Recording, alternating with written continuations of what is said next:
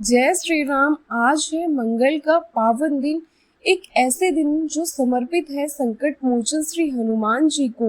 मंगलवार का व्रत न केवल शरीर को शुद्ध करता है बल्कि आत्मा को भी बल देता है। जो भक्त सच्चे मन से इस व्रत को करते हैं, हनुमान जी उनके सारे संकट हर लेते हैं। आइए मंगलमय भाव से सुनते हैं मंगलवार व्रत की पावन कथा। जय जय श्री राधे। ओम श्री हनुमते नमः। आप सभी का अपने चैनल हिंदू विद्या में आपका बहुत बहुत स्वागत है। आज ज्येष्ठ मास के मंगलवार को आप सुनिए हनुमान जी की कथा। तो चलिए कथा की शुरुआत करते हैं। एक नगर में एक वृद्धा रहती थी। उसका एक ही पुत्र था। उस वृद्धा की हनुमान जी पर बहुत गहरी आस्था थी। वे हर मंगलवार का व्रत रखती और हनुमान जी की पूजा आराधना करती। एक बार हनुमान जी ने अपनी भक्ति में उस वृद्ध महिला की श्रद्धा का परीक्षण करने का विचार किया। हनुमान जी साधु का वेश धारण कर वृद्धा के घर आ गए और पुकारने लगे कि है कोई हनुमान भक्त जो हमारी इच्छा पूर्ण करे। तब आवाज उस वृद्धा के कान में पड़ी। पुकार सुनकर वृद्धा जल्दी से बाहर आई और साधु का प्रणाम कर बोली, आज्ञा महाराज। हनुमान वेश साधु बोले, मैं भूखा हूँ, भोजन करूंगा, तुम थोड़ी सी जमीन लीप दो। वृद्धा दुविधा में पड़ गई। अंध हाथ जोड़कर बोली, महाराज लीपने और मिट्टी खोदने के अतिरिक्त आप कोई दूसरी आज्ञा दे, मैं अवश्य पूर्ण करूंगी। साधु ने 3 बार प्रतिज्ञा कराने के बाद कहा, तू अपने बेटे को बुला, मैं उसकी पीठ पर आग जलाकर भोजन बनाऊंगा। यह सुनकर वृद्धा घबरा गई, परंतु वह प्रतिज्ञाबद्ध थी। उसने अपने पुत्र को बुलाकर साधु को सौंप दिया। साधु वेशधारी हनुमान जी ने वृद्धा के हाथों से ही उसके पुत्र को पेट के बल लिटाया और उसकी पीठ पर आग लगवा दी। आग जलाकर दुखी मन से वृद्धा अपने घर में चली गई। इधर भोजन बनाकर साधु ने वृद्धा को बुलाकर कहा कि उनका भोजन बन गया है, तुम अपने पुत्र को पुकारो ताकि वह भी आकर भोग लगा ले। इस पर वृद्धा बोली, उसका नाम लेकर मुझे और कष्ट ना दो। लेकिन जब साधु महाराज नहीं माने तो वृद्धा ने अपने पुत्र को आवाज लगाई। वे अपनी माँ के पास आ गया और अपने पुत्र को जीवित देखकर वृद्धा को बहुत आश्चर्य हुआ। वे साधु के चरणों में गिर पड़ी। तब हनुमान जी ने अपने वास्तविक रूप में प्रकट हुए और वृद्धा को भक्ति का आशीर्वाद दिया। तो प्रेम से बोली, शंकर भगवान की जय। जय हो बजरंगबली की। आइए अब सुनते हैं मंगलवार की एक पौराणिक कथा। एक बार नैमिषारण्य तीर्थ में 8000 मुनि एकत्र होकर पुराणों के ज्ञाता श्री सूत जी से पूछने लगे, हे मामुनि, आपने हमें अनेक पुराणों की कथा सुनाई है, अब कृपया करके हमें एक ऐसा व्रत और कथा बताएं जिसके करने से संतान की प्राप्ति हो तथा मनुष्य को रोग शोक अग्नि सर्व दुख आदि का भय दूर हो। क्योंकि कलयुग में सभी जीवों की आयु बहुत कम है, फिर इस पर उन्हें रोग चिंता के कष्ट लगे रहेंगे तो फिर वे श्री हरि चरणों में अपना ध्यान कैसे लगा सकेंगे। श्री सूत जी बोले, हे मुनियों, अपने लोक कल्याण के लिए बहुत ही उत्तम बात पूछी है। एक बार युधिष्ठिर ने भगवान श्री कृष्ण से लोक कल्याण के लिए यही प्रश्न किया था। भगवान श्री कृष्ण और युधिष्ठिर का संवाद तुम्हारे सामने कहता हूँ, ध्यान पूर्वक सुनो। एक समय पांडवों की सभा में श्री कृष्ण जी बैठे हुए थे। तब युधिष्ठिर ने भगवान श्री कृष्ण से प्रश्न किया, प्रभु नंद नंद गोविंद, आपने मेरे लिए अनेकों कथाएं सुनाई है, आज आप कृपया करके ऐसा व्रत या कथा सुनाओ जिसके करने से मनुष्य को रोग चिंता का भय समाप्त हो जाए, उसको पुत्र की प्राप्ति हो। प्रभु, बिना पुत्र जीवन व्यर्थ है, पुत्र के बिना मनुष्य नरकगामी होता है, पुत्र के बिना मनुष्य पितृ ऋण से छुटकारा नहीं पा सकता और न ही उसका पुण्य नामक नरक से उद्धार हो सकता। अंत पुत्रदायक व्रत बताइए। श्री कृष्ण भगवान बोले, हे राजन, मैं एक प्राचीन इतिहास सुनाता हूँ, आप उसे ध्यान पूर्वक सुनो। कुंडलपुर नामक एक नगर था, उसमें नंदा नामक एक ब्राह्मण रहता था। भगवान की कृपा से उसके पास सब कुछ था, फिर भी वह दुखी था। इसका कारण था ब्रह्मा की स्त्री सुनंदा के संतान नहीं थी। सुनंदा पतिव्रता थी, भक्ति पूर्वक श्री हनुमान जी की आराधना करती थी। मंगलवार के दिन व्रत करके अंत में भोजन बनाकर हनुमान जी की आराधना करती थी। मंगलवार के दिन व्रत करके अंत में भोजन बनाकर हनुमान जी को भोग लगाने के बाद स्वयं भोजन करती थी। एक बार मंगलवार के दिन ब्राह्मणी गृह कार्य की अधिकता के कारण हनुमान जी को भोग नहीं लगा सकी। तो इस पर उसे बहुत ही दुख हुआ। उसने कुछ भी नहीं खाया और अपने मन में प्रण किया कि अब तो अगले मंगलवार को ही हनुमान जी को भोग लगाकर अन्न और जल ग्रहण करूंगी। ब्राह्मणी सुनंदा प्रतिदिन भोजन बनाती, श्रद्धा पूर्वक पति को खिलाती, परंतु स्वयं भोजन नहीं करती और मन ही मन श्री हनुमान जी की आराधना करती थी। इसी प्रकार 6 दिन गुजर गए और ब्राह्मणी सुनंदा अपने निश्चय के अनुसार भूखी प्यासी निराहार रही। अगले मंगलवार को ब्राह्मणी सुनंदा प्राप्त काल ही बेहोश होकर गिर पड़ी। ब्राह्मणी सुनंदा की इस असीम भक्ति के प्रभाव से श्री हनुमान जी बहुत प्रसन्न हुए और प्रकट होकर बोले, सुनंदा, मैं तेरी भक्ति से बहुत प्रसन्न हूँ, तो उठ और वर मांग। सुनंदा अपने आराध्य देव श्री हनुमान जी को देखकर आनंद की अधिकता से विवल होकर श्री हनुमान जी के चरणों में गिरकर बोली, हे प्रभु, मेरी कोई संतान नहीं है, कृपया करके पुत्र और कन्या प्रदान करें, आपकी अति कृपा होगी। श्री महावीर बोले, तेरी इच्छा पूर्ण होगी, तेरे एक कन्या पैदा होगी और उसको अष्टांग प्रतिदिन सोना दिया करेंगे। इस प्रकार कहकर श्री महावीर जी अंतर्ध्यान हो गए। ब्राह्मणी सुनंदा बहुत हर्षित हुई और समाचार अपने पति से कहा। ब्राह्मण देव कन्या का वरदान सुनकर कुछ दुखी हुए, परंतु सोना मिलने की बात सुनी तो बहुत प्रसन्न हुए। उन्होंने विचार किया कि ऐसी कन्या के साथ मेरी निर्धनता भी समाप्त हो जाएगी। श्री हनुमान जी की कृपा से वे ब्राह्मणी गर्भवती हुई और 10वें महीने में उसे बहुत ही सुंदर पुत्री प्राप्त हुई। यह बच्ची अपने पिता के घर में ठीक उसी तरह से बढ़ने लगी जिस प्रकार शुक्ल पक्ष का चंद्रमा बढ़ता है। 10वें दिन ब्राह्मण ने उस बालिका का नामकरण संस्कार कराया। उसके कुल पुरोहित ने उस बालिका का नाम रत्नावली रखा, क्योंकि ये कन्या सोना प्रदान किया करती थी। इस कन्या ने पूर्व जन्म में बड़े ही ध्यान से मंगल देवता का व्रत किया था। रत्नावली का अष्टंग बहुत सा सोना देता था। उस सोने से नंदा ब्राह्मण बहुत ही धनवान हो गया। अब ब्राह्मणी सुनंदा भी बहुत अभिमान करने लगी थी। समय बीत रहा था। अब रत्नावली 10 वर्ष की हो चुकी थी। एक दिन जब नंदा ब्राह्मण प्रसन्नचित्त था, तब सुनंदा ने अपने पति से कहा, मेरी पुत्री रत्नावली विवाह के योग्य हो गई है, इसलिए आप कोई सुंदर और योग्य वर देकर विवाह कर दें। ये सुनकर ब्राह्मण बोले, अभी तो रत्नावली बहुत छोटी है। तब ब्राह्मणी बोली, शास्त्रों की आज्ञा है, कन्या 8वें वर्ष में गौरी, 9 वर्ष रोहिणी, 10वें वर्ष में कन्या, इसके पश्चात राजस्वला हो जाती है। गौरी के दान से पाताल लोक की प्राप्ति होती है, रोहिणी के दान से बैकुंठ लोक की प्राप्ति होती है, कन्या के दान से इंद्र लोक में सुखों की प्राप्ति होती है। अगर हे पतिदेव राजस्वला का दान किया जाता है तो घोर नरक की प्राप्ति होती है। इस पर ब्राह्मण बोला, अभी तो रत्नावली मात्र 10 वर्ष की ही है।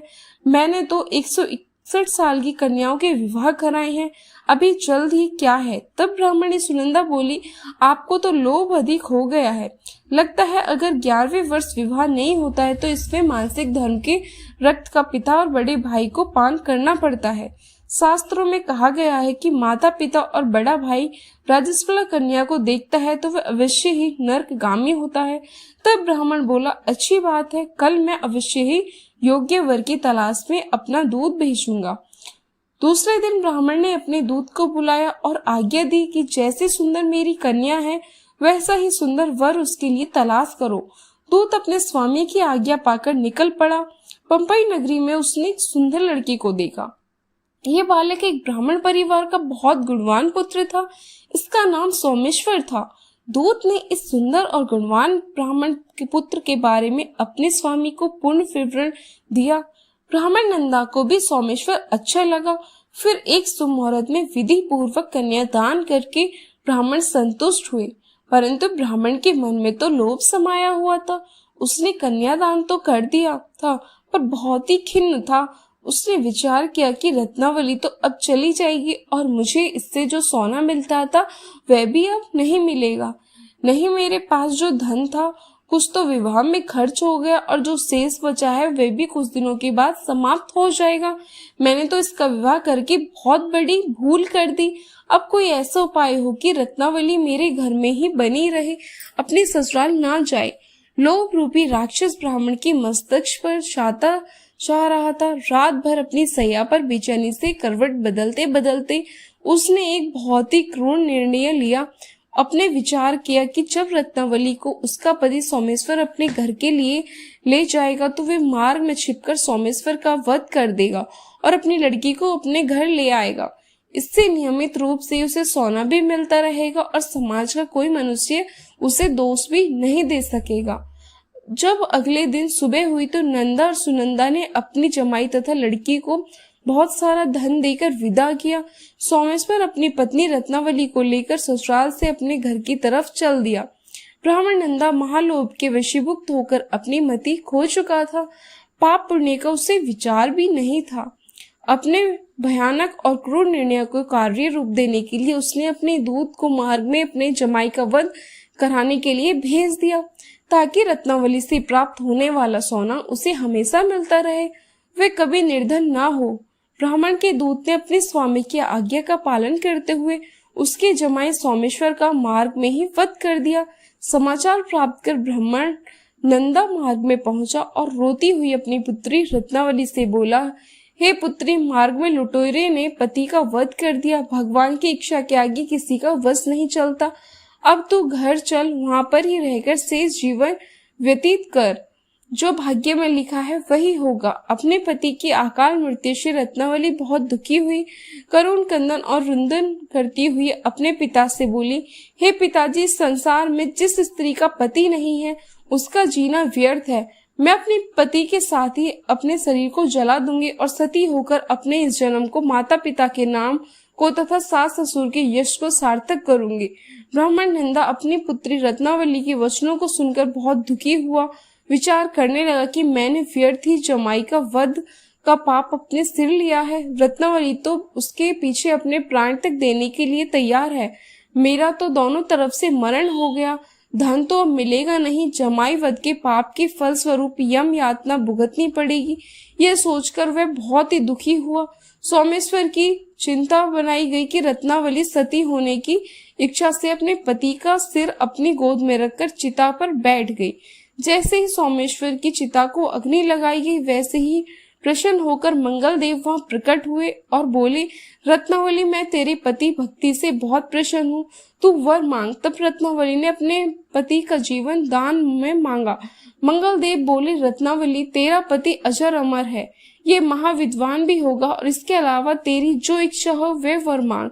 तब रत्ना बोली, हे ग्रहों के स्वामी, यदि आप मुझ पर प्रसन्न हैं तो मुझे ये वरदान दीजिए कि जो भी मनुष्य मंगलवार के दिन प्राप्त काल लाल पुष्प लाल चंदन से पूजा करके आपका स्मरण करेगा, उसको रोग व्याधि नहीं होगे, स्वजनों से कभी वियोग नहीं होगा, सर्प अग्नि तथा शत्रुओं का भय नहीं रहेगा, और जो स्त्री मंगलवार का व्रत करेगी वह कभी विधवा नहीं होगी।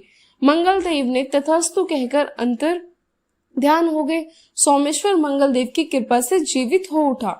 रत्नावली अपने पति को पुनः प्राप्त कर बहुत प्रसन्न हुई और मंगल देव का प्रत्येक मंगलवार को व्रत करने लगी। व्रत राज और मंगल देव की कृपा से इस लोक में सुख ऐश्वर्य को भोगते हुए अंत में अपने पति के साथ स्वर्ग लोक को हो गई। प्रेम से बोली, जय श्री हनुमान। अब सुनते हैं राम नाम की महिमा। लंकापति रावण के वध के बाद जब अयोध्यापति प्रभु श्री राम की कीर्ति दूर दूर तक फैल गई थी और वे मर्यादा पुरुषोत्तम कहलाने लगे, तब एक दिन महादेव शिव की इच्छा भी मर्यादा पुरुषोत्तम श्री राम से मिलने की हुई। पार्वती जी को संग लेकर महादेव जी कैलाश पर्वत से उतरकर अयोध्या नगरी के रास्ते पर चल पड़े। भगवान शिव और माँ पार्वती को अयोध्या आया देखकर राम जी बहुत खुश हुए। माता जानकी ने उनका उचित आदर सत्कार किया और स्वयं भोजन बनाने के लिए रसोई में चली गई। इस बीच भगवान शिव ने राम जी से पूछा, आपके सेवक हनुमान जी दिखाई नहीं दे रहे। तब श्री राम बोले, वे बगीचे में हैं। शिव जी ने श्री राम जी से बगीचे में जाने की अनुमति मांगी और पार्वती जी का हाथ थामकर बगीचे में आ गए। बगीचे की खूबसूरती देखकर उनका मन मोहित हो गया।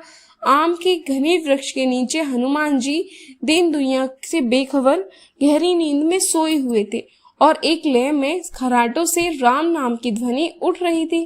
चकित होकर शिवजी और माता पार्वती एक दूसरे की ओर देखने लगे।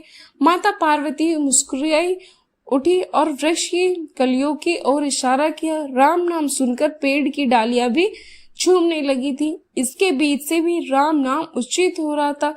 शिव जी इस राम नाम की धुन में मस्त मगन होकर खुद भी राम राम कहकर नाचने लगे। माता पार्वती ने भी अपने पति का अनुसरण किया और अपने कोमल पैर थिरका कर लगी और शिवजी और माता पार्वती जी के नृत्य से ऐसी झनकार उठी कि स्वर्ग लोक के देवता गण भी आकर्षित होकर बगीचे में आ गए और राम नाम की धुन में सभी मस्त हो गए। माता जानकी भोजन तैयार करके प्रतीक्षा कर रही थी, परंतु संध्या गिरने पर कोई अतिथि नहीं पधारे। तब अपने देवर लक्ष्मण जी को बगीचे में भेजकर, लक्ष्मण जी तो स्वयं को श्री राम नाम का सेवक ही मानते थे, इसलिए बगीचे में आकर जब उन्होंने धरती पर स्वर्ग का नजारा देखा तो स्वयं श्री राम नाम की धुन में झूम उठे। महल में माता जानकी परेशान हो रही थी, अभी तक भोजन ग्रहण करने कोई भी क्यों नहीं आया है। उन्होंने श्री राम जी से कहा, भोजन ठंडा हो रहा है, इसलिए हम ही जाकर बगीचे में से सभी को लेकर आते हैं। तब जब श्री राम जी बगीचे में गए तो वहां राम नाम की धूम मची हुई थी। मान की गहरी नींद में सोए हुए थे और उनके खराटे से सभी तक राम नाम ही निकल रहा था। श्री राम भाव विवल हो उठे। राम जी ने हनुमान जी को नींद से जगाया और प्रेम से उनकी तरफ निहारने लगे। हनुमान जी प्रभु को आया देखकर शीघ्रता से उठकर खड़े होकर नृत्य की सभा भंग हो गई। शिव जी खुले कंठ से हनुमान जी की राम भक्ति की सराहना करने लगे। हनुमान जी पचाए लेकिन मन ही मन खुश हो रहे थे। श्री राम सिया राम ने भोजन करने का अनुग्रह भगवान शिव जी से किया। सभी लोग महल में भोजन करने के लिए चल पड़े। माता जानकी जी भोजन परोसने लगी। हनुमान जी को भी श्री राम जी ने पंक्ति में बैठने का आदेश दिया। हनुमान जी बैठ गए, परंतु आदत ऐसी थी कि राम जी के भोजन परोसने के उपरांत ही सभी लोग भोजन करते थे। आज श्री राम के आदेश से पहले भोजन करना पड़ रहा था। माता जानकी हनुमान जी को भोजन परोसे जा रही थी, परंतु हनुमान जी का पेट ही नहीं भर रहा था। सीता जी कुछ समय तक तो उन्होंने भोजन परोस रही थी, फिर समझ गए कि इस तरह से तो हनुमान जी का पेट कभी नहीं भरेगा। उन्होंने तुलसी के एक पत्ते पर राम नाम लिखा और भोजन के साथ हनुमान जी को परोस दिया। तुलसी पत्र खाते ही हनुमान जी को संतुष्टि मिली।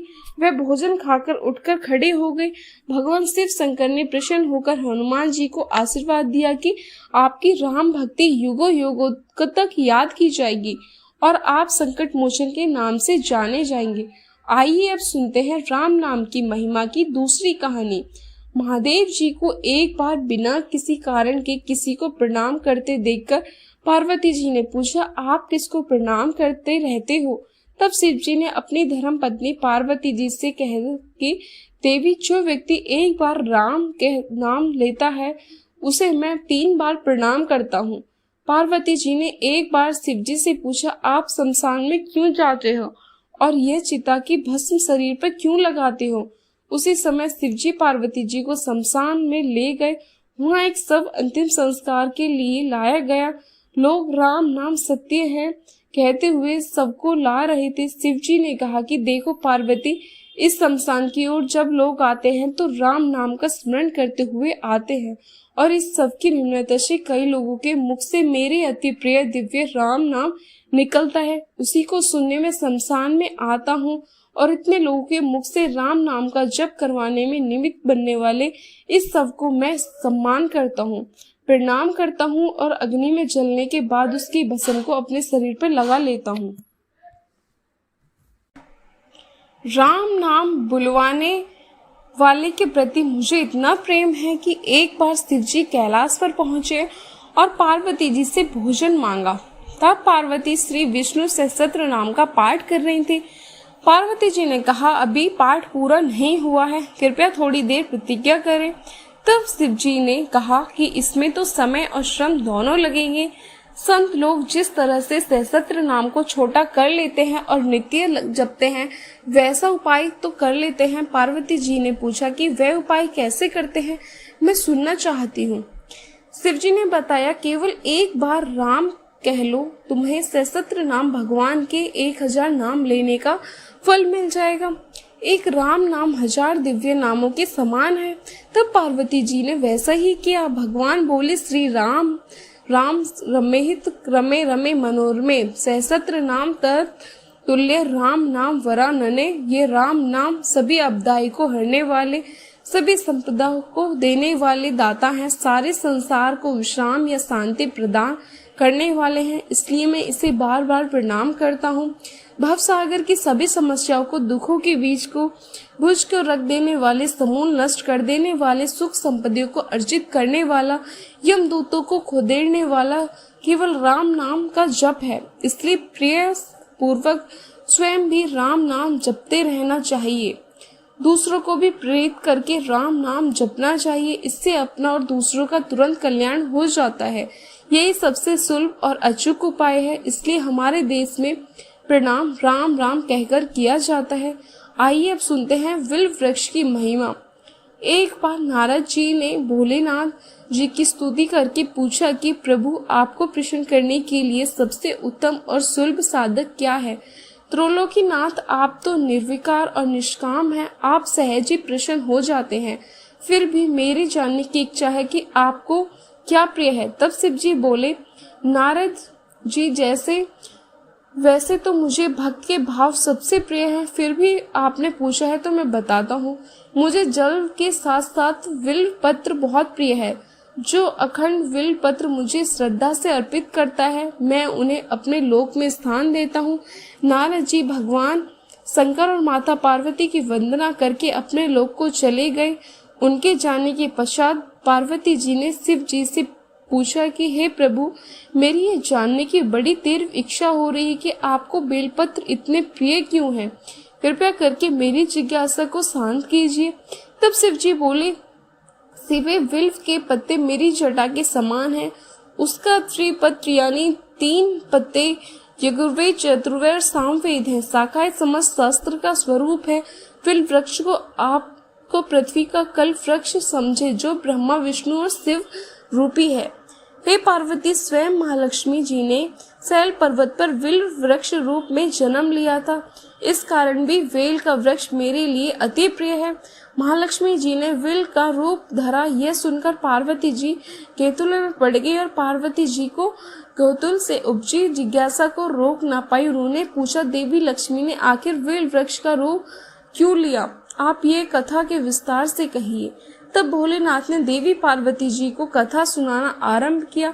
हे देवी, सतयुग में ज्योति रूप में मेरे अंश का रामेश्वर लिंग था। ब्रह्मा आदि देवों ने उसका विधिवत पूजन अर्चन किया था। इसका परिणाम ये हुआ कि मेरे अनुग्रह से वाणी देवी सबकी प्रिय हो गई। वे भगवान विष्णु को सतत प्रिय हो गई। मेरे प्रभाव से भगवान केशव के मन में वाग देवी के लिए जितनी प्रीति उत्पन्न हुई, वे स्वयं लक्ष्मी जी को नहीं भाई। लक्ष्मी देवी का श्री हरि के प्रति मन में कुछ दुराव पैदा हो गया। वे चिंतित और रुष्ट होकर चुपचाप परम उत्तम श्रीशैल पर्वत पर चली गई। वहां उन्होंने तप करने का निश्चय किया और उत्तम स्थान का चयन करने लगी। महालक्ष्मी ने उत्तम स्थान का निश्चय करके मेरे लिंग विग्रह की उग्र तपस्या प्रारंभ की। उनकी तपस्या कठोरतम होती जा रही थी। परमेश्वरी कुछ समय के बाद महालक्ष्मी जी ने मेरे लिंग विग्रह से थोड़ा उधर में एक वृक्ष का रूप धारण कर लिया। अपने पत्ते और पुष्प द्वारा निरंतर मेरी पूजा करने लगी। इस तरह महालक्ष्मी जी ने लाखों वर्ष तक घोर आराधना की। अंततः मेरे अनुग्रह प्राप्त हुआ। मैं वहां प्रकट हुआ और देवी से इस घोर तप की आकांक्षा पूछकर वर देने को तैयार हुआ। महालक्ष्मी जी ने मांगा कि श्री हरि के हृदय में मेरे भाव से वाग देवी के लिए जो स्नेह हुआ है वह समाप्त हो जाए। तब शिव जी बोले, मैंने महालक्ष्मी जी को समझाया, श्री हरि के हृदय में आपके अतिरिक्त किसी और के लिए कोई प्रेम नहीं है। वागदेव के प्रति उनका प्रेम नहीं अपितु श्रद्धा है। ये सुनकर लक्ष्मी जी प्रसन्न हो गई और पूर्ण श्री विष्णु हृदय में स्थिर होकर निरंतर उनके साथ विहार करने लगी। पार्वती महालक्ष्मी के हृदय का एक बड़ा विकार इस दूर हो गया। इस कारण हरिप्रिय उसी वृक्ष रूप में सर्वदा अतिशय भक्ति से भरपूर यत्न पूर्वक मेरी पूजा करने लगी। पार्वती इसी कारण विश्व का वृक्ष, उसके पत्ते, फल फूल आदि मुझे बहुत प्रिय हैं। मैं निर्जन स्थान में विल वृक्ष का आश्रय लेकर रहता हूँ। वेल वृक्ष को सदा सर्व तीर्थ में एवं सर्व देवम मानना चाहिए। विल पत्र, विल फूल, विल वृक्ष अथवा विल काष्ठ के चंदन से जो मेरा पूजन करता है वह भक्त मेरा अति प्रिय है। विल्व वृक्ष को शिव के समान ही समझे, वह मेरा शरीर है। जो विल्व का चंदन से मेरा नाम अंकित कर मुझे अर्पण करता है, मैं उसे सभी पापों से मुक्त करके अपने लोक में स्थान देता हूँ।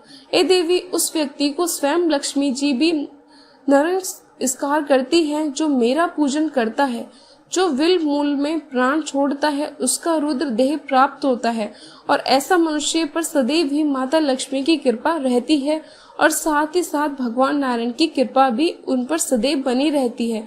प्रेम से बोलिए भगवान शिव और माता पार्वती की जय। मंगलवार को सुनी जाने वाली मंगला गौरी माता की पौराणिक कथा भी अब आप सुनिए। करु देश में सत कीर्ति नामक एक विद्वान कीर्ति वाली शत्रुओं का नाश करने वाली 64 कलाओं की ज्ञाता तथा धनुर्विद्या में कुशल राजा हुआ था। पुत्र के अलावा अन्य सभी शुभ चीजें उस राजा के पास थी, इसलिए वह राजा संतान के विषय में अंत चिंतित हुआ। जब ध्यान पूर्वक देवी की आराधना करने लगा, तब उसकी कठोर तपस्या से देवी प्रसन्न हो गई और उससे यह वचन बोली, हे सुव्रत वर मांगो। तब श्रोत कीर्ति बोले, हे देवी, यदि आप मुझ पर प्रसन्न हो तो मुझे सुंदर पुत्र दीजिए। हे देवी, आपकी कृपा से अन्य किसी भी वस्तु का अभाव नहीं है। तब उसका ये वचन सुनकर पवित्र मुस्कान वाली देवी ने कहा, राजन, तुमने अत्यंत दुर्लभ वर मांगा है, फिर भी कृपया वर्ष में तुम्हें अवश्य दूंगी ही। किंतु हे राजन सुनिए, यदि परम गुण पुत्र चाहते हो तो यह केवल 16 वर्ष तक जीवित रहेगा, और यदि रूप तथा विद्या से पुत्र चाहते हो तो दीर्घ आयु जीवित होगा। देवी का यह वचन सुनकर राजा चिंतित हो उठा और पुनः अपनी पत्नी से फरमाइश करने लगा। उसने गुणवान तथा सभी शुभ लक्षणों से संपन्न 16 वर्ष की आयु वाला पुत्र मांगा। तब देवी ने भक्ति संपन्न राजा से कहा, हे नृपत नंदन, मेरे मंदिर के द्वार पर आम का वृक्ष है, उसका एक फल लाकर मेरी आज्ञा से अपनी पत्नी को उसे भक्षण हेतु प्रदान करो, जिससे शीघ्र गर्भ धारण करेगी। इसमें संदेह नहीं है। प्रसन्न होकर राजा ने वैसा ही किया। उसकी पत्नी ने गर्भ धारण कर लिया। 10वें महीने में उसने देवतुल्य सुंदर पुत्र को जन्म दिया। तब हर्ष तथा शोक से युक्त राजा ने बालक का जात कर्म आदि संस्कार किया और शिव का स्मरण करते हुए उसका नाम चिरायु रखा। इसके बाद पुत्र के 16वें वर्ष होने पर पत्नी सहित राजा चिंतित में पड़ गए। फिर विचार करने लगे कि ये पुत्र बड़े कष्ट से प्राप्त हुआ है और मैं इसकी दुग्धक मृत्यु अपने ही सामने कैसे देख सकूंगा। ऐसा विचार करके राजा ने पुत्र को उसके मामा के साथ काशी भेज दिया। प्रस्थान करने के समय राजा की पत्नी ने अपने भाई से कहा कि आप मेरे पुत्र को काशी ले जाइए। मैंने भगवान मृत्युंजय से पूर्व में पुत्र के लिए प्रार्थना की थी और कहा था कि विशेष आप जगतपति की यात्रा के लिए मैं उस पुत्र को अवश्य भेजूंगी। अंत आप मेरे पुत्र को आज ले जाइए और सावधानी पूर्वक इसकी रक्षा कीजिएगा। अपनी बहन की बात सुनकर भांजे के साथ वह चल पड़ा। कई दिन तक चलते चलते वह आनंद नामक नगर में पहुंचा। वहां सभी प्रकार की समृद्धि होश से संपन्न वीरसेन नाम वाला राजा रहा करता था। उस राजा की एक सर्व लक्षण संपन्न व्यवस्था प्राप्त मनोहर रूप लवणीय मई मंगला गौरी नामक कन्या थी। उत्तम सौंदर्य अभिव्यक्त को प्राप्त वह कन्या किसी समय सखियों के साथ नगर के उपवन में क्रीड़ा करने के लिए गई हुई थी। उसी समय वह चिरायु तथा उसके मामा वह दोनों भी वहां पहुंच गए और उन कन्याओं को देखने की लालसा से वहीं विश्राम करने लगे। इसी बीच विनोद पूर्वक क्रीड़ा करते हुए उन कन्याओं में से किसी ने एक कुपित होकर राजकुमारी को राणा को ये कुवचन कह दिया। तब उस अशुभ वचन को सुनकर राजकुमारी ने कहा कि तुम अनुचित बातें क्यों बोल रही हो? मेरे कुल में तो इस प्रकार कोई नहीं है। मंगला गौरी की कृपा से तथा उनके व्रत के प्रभाव से विवाह के समय जिसके सर पर मेरे हाथ से अक्षत पड़ेंगे, हे सखी, वह यदि अल्प आयु वाला भी होगा तो भी चिरजीवी हो जाएगा। इसके बाद वे सभी कन्याएं अपने अपने घर चली गई। उसी दिन राजकुमारी का विवाह था। बालिका देश के दृढ़ धर्मा नामक राजा के सुकेत नाम वाले पुत्र के साथ विवाह निश्चित हो गया था। वह सुकेत विद्वान कुरूप तथा बहरा था। तब सुकेत के साथ आए हुए उन लोगों ने विचार किया कि इस समय कोई दूसरा श्रेष्ठ वर ले जाना चाहिए और विवाह संपन्न हो जाएगा। बाद वहां सुकेत पहुंच जाए। तो वो उन लोगों ने चिरायु की मामा के पास जाकर याचना की कि आप इस बालक को हमें दे दे, इससे हमारा कार्य सिद्ध हो जाएगा। इस पृथ्वी पर उपकार कर कोई दूसरा धर्म नहीं है। तब उनकी बात सुनकर चिरायु का मामा मन ही मन बहुत प्रसन्न हुआ, क्योंकि उसने उपवन पहले से ही कन्या मंगला गौरी की बात सुन ली थी। फिर भी उसने एक बार कहा कि आप लोग इसे किस लिए मांग रहे हैं? कार्य की सिद्धि हेतु वस्त्र अलंकार आदि मांगे जाते हैं, वर तो कहीं भी नहीं मांगा जाता। तथापि आप लोगों का सम्मान रखने के लिए मैं इसे दे रहा हूँ। इसके बाद चिरायु को वहां ले जाकर उन लोगों ने विवाह संपन्न कराया। सप्तपदी आदि हो जाने के बाद रात्रि में शिव पार्वती की प्रतिमा के समक्ष उस चिरायु ने हर्षयुक्त होकर मंगला गौरी के साथ शयन किया। उसी दिन चिरायु के 16वें वर्ष पूर्ण हो चुके थे और मध्यरात्रि में साक्षात काल सर्प रूप में वहां आ गया। इसी बीच संयोग वर्ष राजकुमारी जाग गई। उसने उस महा सर्प को वहां देखा और वह भय से व्याकुल होकर कांपने लगी। तभी उस कन्या ने धैर्य धारण किया और 16 उपचारों से सर्प की पूजा की और पीने के लिए उसे दूध दे दिया। उसने दीनता भरी वाणी में उस सर्प से प्रार्थना की और स्तुति की। मंगला गौरी प्रार्थना करने लगी कि मैं उत्तम व्रत करूंगी जिससे मेरा पति जीवित रहे। ये जिस तरह से चीर काल तक जीवित रहे, आप जैसे वैसा कीजिए। इतने में सर्प वहां स्थित एक कमंडल में प्रवेश कर गया और उस मंगला गौरी ने अपनी संकुची से उस कमंडल का मुंह बांध दिया और इसी बीच उसका पति अंगड़ाई लेकर जाग गया और अपनी पत्नी से बोला, प्रिय मुझे भूख लगी है। तब वह अपनी माता के पास जाकर खीर लड्डू आदि ले आई और उसके द्वारा दिए भोजन पदार्थ को उसने प्रसन्न होकर खाया। भोजन के बाद हाथ धोते समय उसका हाथ में से अंगूठी गिर पड़ी। तांबूल खाकर वह पुंस हो गया। इसके बाद मंगला गौरी कमंडल को फेंकने के लिए जाने लगी। विधि की कैसी गति है! उस कमंडल में से बाहर की ओर जगमगा करती हुई हार कांति की देखकर वह आश्चर्यचकित हो गई। घट में स्थित उस हार को उसने अपने कंठ में धारण कर लिया। इसके कुछ रात शेष रहते ही चिरायु का मामा आकर उसे ले गया। उसके बाद वर पक्ष के लोग सुकेत को वहां लेकर आए। उसे देखकर मंगला गौरी ने कहा कि यह मेरा पति नहीं है। तब उन सभी ने उनसे कहा कि शुभे तुम ये क्या बोल रही हो? यही तुम्हारा कोई परिचित हो तो उसे हम लोगों को बताओ। मंगला गौरी बोली, जिसने रात में 9 रत्नों से बनी अंगूठी दी है, उसकी उंगली में इसे डालकर परिचय निशानी देख ले। मेरे पति ने रात्रि में मुझे जो हार दिया था उसके रत्नों का समुदाय कैसा है, उस बात को यह बताए। ये कोई अन्य ही नहीं, इसके अलावा रात में प्रश्न भाषण तथा भोजन आदि जो कुछ किया गया था उसे भी ये बता दे, तब वह निश्चित ही मेरा पति है। इस प्रकार उसका वचन सुनकर सभी ठीक है कहने लगे, किंतु जब एक बात भी नहीं बता पाए ना मिली, तब सभी ने सुकेत को उसके पति होने से निश्चिंत कर दिया और वर पक्ष वाले जिस तरह से आए थे उसी तरह से चले गए। इसके बाद अपने वंश को बढ़ाने वाले महान यश से संपन्न तथा परम मनस्वी मंगला गौरी के पिता ने अन्न-पान आदि का शस्त्र चलाया। उन्होंने वर पक्ष का वित्रांत कान सुन लिया और स्वयं रूप से कुरूप होने के कारण लोगों के द्वारा किसी अन्य को वर के रूप में आदर पूर्वक लाया गया था। तब उन्होंने अपनी कन्या के पर्दे के भीतर बिठा दिया। इसके बाद 1 वर्ष बीतने पर यात्रा करके चिरायु अपने मामा के साथ वहां देखने आया कि विवाह के बाद वहां क्या हुआ।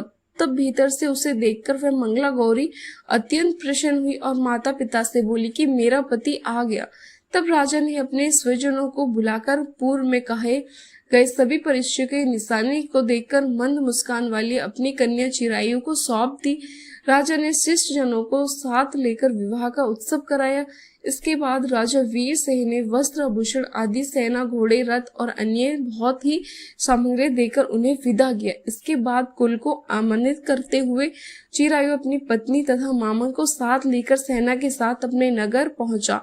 लोगों के मुख से उसे आया हुआ सुनकर उसके माता पिता को विश्वास ही नहीं हुआ। उन्होंने सोचा कि प्रबंध अन्यथा कैसे हो सकता है। इतने में अपने माता पिता के पास आ गया और स्नेह से परिपूर्ण व चिरायु भक्ति पूर्वक उनके चरणों में गिर पड़ा। तब उनके पुत्र का मस्तक सूखकर उन दोनों ने परम आनंद प्राप्त किया। पुत्र वधू मंगला गौरी ने सास ससुर को प्रणाम किया। तब सास उसे अपनी गोद में बिठाकर सारा वृत्तांत शीघ्रता पूर्वक पूछने लगी। हे मामुनि, तब पुत्र वधू ने भी मंगला गौरी के उत्तम व्रत महात्म्य तथा जो भी घटित हुआ वह सब कुछ वृत्तांत बताया। जो कोई भी इसका श्रवण करता है या जो इसे कहता है उसकी सभी मनोरथ पूर्ण हो जाती है, इसमें संदेह नहीं है। प्रेम से बोलिए मंगला गौरी माता की जय। अगर आपको ये वीडियो अच्छी लगी हो तो वीडियो को लाइक करके शेयर जरूर करें। अगर आपने चैनल को सब्सक्राइब नहीं किया अभी तक